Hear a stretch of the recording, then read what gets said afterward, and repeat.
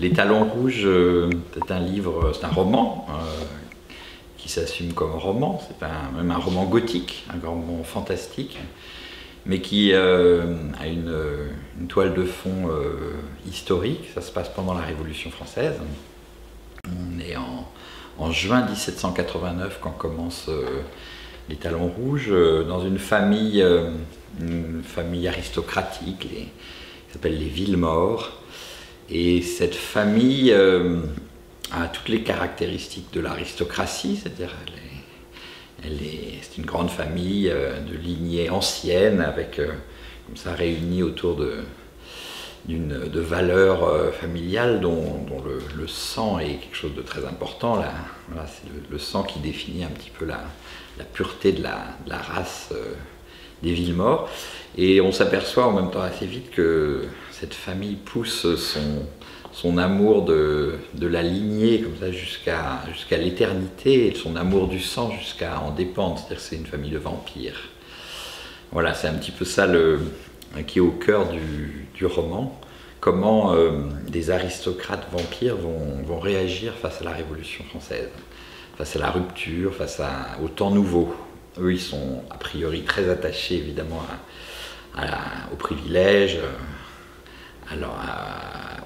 au sang bleu, comme on dit dans la noblesse française, mais au sein d'une famille qui se divise, il y a toute une branche de jeunes gens qui choisissent de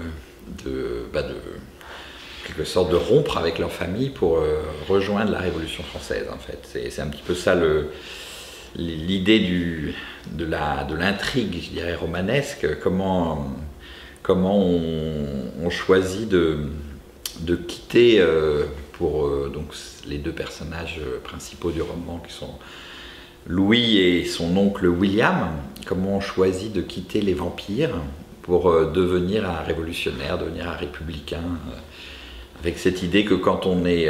parce que pour eux, il s'agit quand même de quelque chose d'un peu d'une malédiction, cette dépendance au sang, ce fait de se tourner comme ça constamment vers le passé. Et donc ils veulent vivre dans une nouvelle société, construire une nouvelle société. Et c'est vrai que quand on est républicain, on ne dévore pas son égal. Il y a quelque chose qui... Voilà, donc se précipiter vers la révolution, construire un monde nouveau, c'est une sorte de sevrage en fait. Hein. C'est-à-dire, voilà, arriver à oublier, à quitter la race maudite des vampires, à construire autre chose.